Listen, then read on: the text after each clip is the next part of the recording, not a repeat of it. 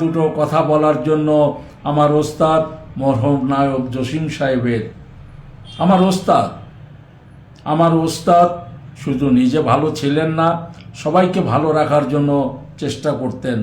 ইন্ডাস্ট্রির মধ্যে, ফিল্ম ইন্ডাস্ট্রিতে এমন কোনো লোক নেই যে তারা বলবে যে মরহুম জসিম সাহেব খারাপ ছিলেন। অনেক ভালো। সে যদি আরও যদি 2টা বৎসর যদি থাকতো, বা যতদিন হায়াত রাখছে আল্লাহ অতদিন তো থাকছে, তারপরেও যদি বেশি কয়েকদিন যদি থাকতো, ইন্ডাস্ট্রির অবস্থা আরও অনেক উন্নতি হইতো। ইন্ডাস্ট্রির একমাত্র চিন্তা করত সেটা আমার ওস্তাদ মরহুম নায়ক জসিম সাহেব। একটা দিন যদি শুটিং বন্ধ থাকতো, তাহলে সেই প্রযোজক বা ডাইরেক্টর সবাইকে ডাক দিত, কিসের কারণে, কিসের জন্য বন্ধ আপনার ছবিটা, আপনার ছবি শুটিং কিসের জন্য বন্ধ, কি প্রবলেমটা বলেন। টাকা পয়সা প্রবলেম, কোনো আর্টিস্টের প্রবলেম, কোনো আপনার কোনো সমস্যা, এইরকমভাবে প্রতিটা লোককে জিজ্ঞাসা করতেন। সেই হলো মরহুম নায়ক জসিম সাহেব। আমার ওস্তাদের কথা বলে শেষ করা যাবে না, এত কথা আছে আমার সঙ্গে। তার যে কোনো সময় আমি যখনই মানে একটু অবসর পাইতো, ওই সময় ডাক দিত ওস্তাদে, যে বলতো গাঙ্গুয়া, আমি আসতাম, বস বলেন চলো একটু রেস্ট নেই, চলেন ওস্তাদ, তোমার কি কোনো কাজ আছে? আমি না বস, কোনো কাজ নাই।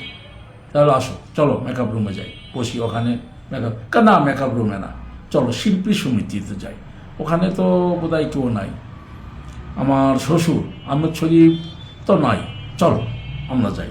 কারণ ওই সময় আহমদ শরীফ সাহেব ছিলেন প্রেসিডেন্ট, সবাইকে অনেক সম্মান করতেন, সবাইকে অনেক মান্যগণ্য সব লোকের সামনে যাতে কোনো মান ইজ্জতের হানি হয় এইরকম কোনো কাজ সেটা মরহুম জসিম সাহেব করতেন না। এত ভালো লোক ছিল, এই জন্য মেকআপ রুমে নিয়ে যেত। মেকআপ রুমে নিয়ে যেয়ে মেকআপ রুমে একটা লম্বা একটা বেডশিট ছিল, ওখানে শুয়ে পড়তো, আর আমরা একটু মেসেজ করতাম তার বডি। আমরা তার বডি যদি মেসেজ করতাম, ওই মেসেজ দেখেই তা বলে দিতে পারতো যে আমার ভিতরে কি বলতিছে, আমি কোনো কষ্টে আছি বা আমি কোনো সুখে আছি, কোনো আনন্দে আছি। তার মেসেজে, তার হাতের মেসেজে সে বুঝতে পারতো। সে বলতো যে শাকিব কোনো প্রবলেম? জি না বস, কোনো প্রবলেম না। তাহলে মেসেজটা যেন কেমন হচ্ছে, ও আচ্ছা ঠিক আছে বস, এই জোরে দিচ্ছি। এইরকম ছিলেন হলো আমার ওস্তাদ। সে মেসেজ দেখেই তার মনের ভাব এবং মনের কথা সে জানতে পারত। আর যত ফাইটার ছেলেপেলে ছিল সবাইকে নিজের সন্তানের চেয়ে বেশি ভালোবাসতেন, সেটা হলো মরহুম নায়ক জসিম সাহেব। এত ভালোবাসতেন, কার কি ঘরের প্রবলেম, শরীরের প্রবলেম, কোনো ছেলে মেয়ের প্রবলেম, তার সংসারী প্রবলেম, সম্পূর্ণ সে খেয়াল রাখতো।